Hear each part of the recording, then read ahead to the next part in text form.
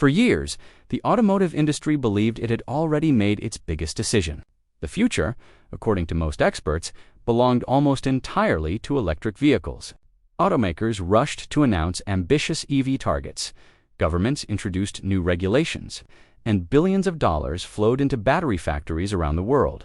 It seemed like everyone was following the same roadmap. But while nearly every major manufacturer was moving in one direction, Toyota quietly made a decision that surprised almost everyone watching the industry. It wasn't a dramatic product launch. It wasn't a revolutionary new vehicle. In fact, many people barely noticed it at first. Yet today, that single decision is forcing analysts, competitors, and even investors to ask a completely different question.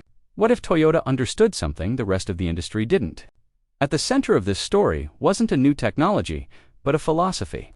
Toyota refused to believe that the future of transportation would be decided by one single solution.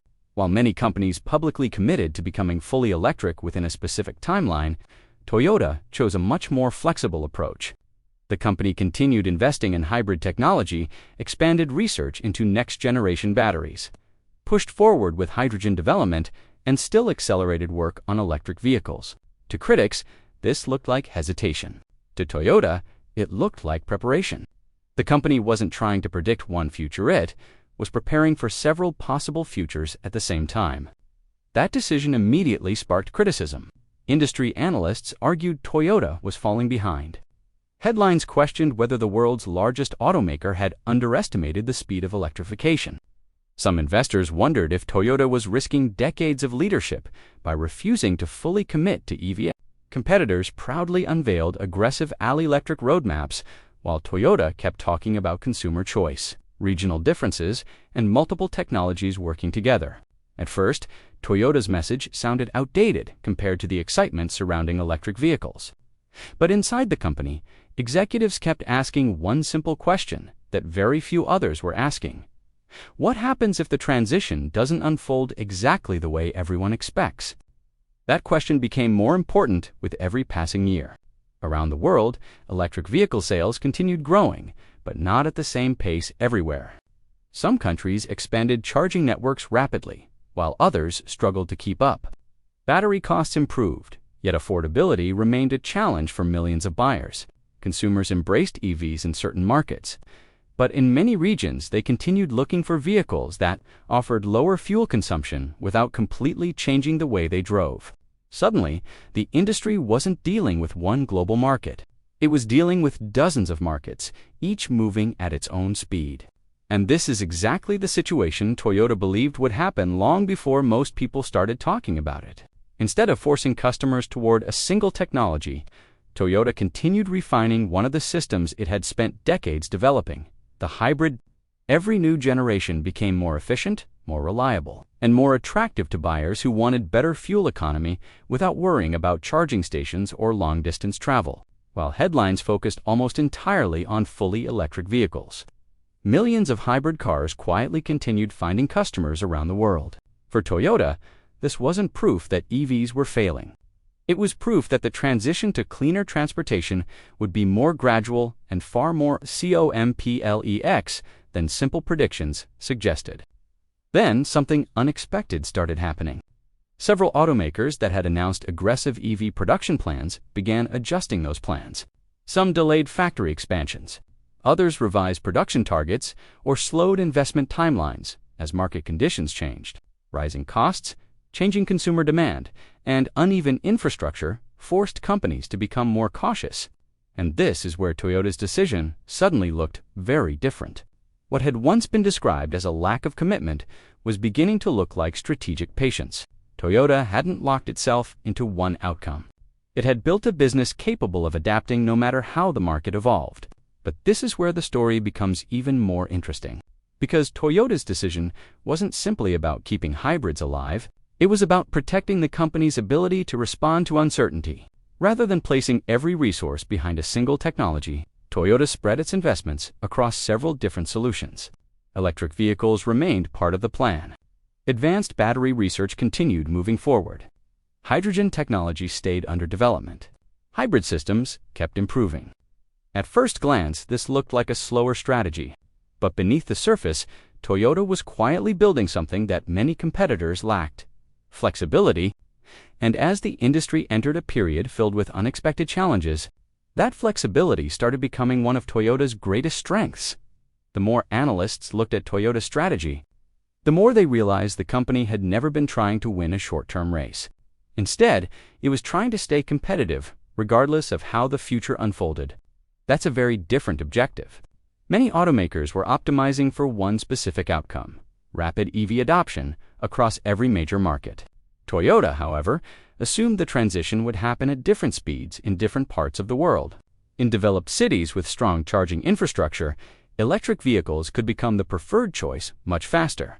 But in rural regions, developing economies, and countries where charging remained limited or electricity costs varied significantly, hybrids could continue playing a major role for many years. Toyota wasn't building for one customer.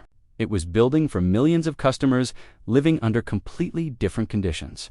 And that's where the company's decision began changing the conversation inside the industry.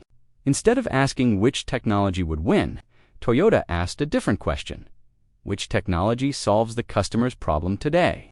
That simple shift in thinking changed everything. A family living in a city with home charging might choose an EV, someone driving hundreds of miles every week without reliable charging infrastructure might prefer a hybrid. Another customer could wait several more years before considering a full electric vehicle.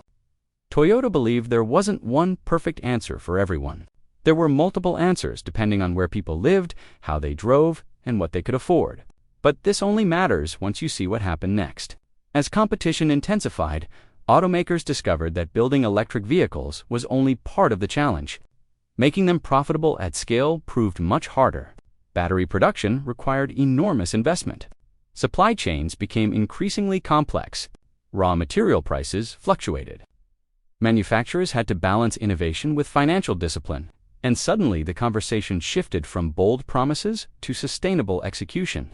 Companies that had focused almost entirely on one path found themselves adjusting forecasts, revising production schedules, and searching for ways to improve profitability. Toyota watched these developments without making dramatic changes because its IP strategy had always assumed uncertainty would be part of the transition. One of Toyota's biggest advantages came from experience. The company had spent decades refining hybrid technology before many competitors seriously entered the segment.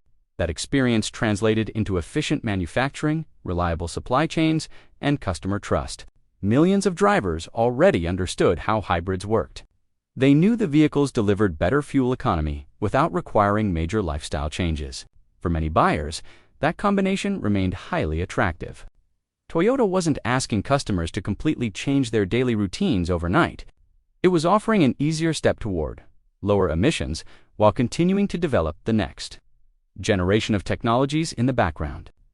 This gradual approach also allowed Toyota to learn from real-world customer behavior instead of relying entirely on forecasts. Every market sent different signals.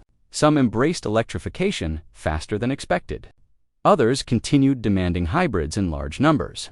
Consumer preferences shifted with fuel prices, government incentives, infrastructure improvements, and economic conditions. Toyota collected data from all of those markets simultaneously, giving the company valuable insight into how transportation was actually evolving rather than how people predicted it would evolve. That information became one of Toyota's strongest strategic assets because it allowed the company to adapt based on reality instead of assumptions. Perhaps the biggest misconception surrounding Toyota was the idea that supporting hybrids meant opposing electric vehicles. That was never really the company's message. Toyota continued investing billions into battery research, next-generation EV platforms, and future technologies like solid-state batteries. The difference was that Toyota refused to abandon technologies that continued providing value, simply because a new technology generated more headlines.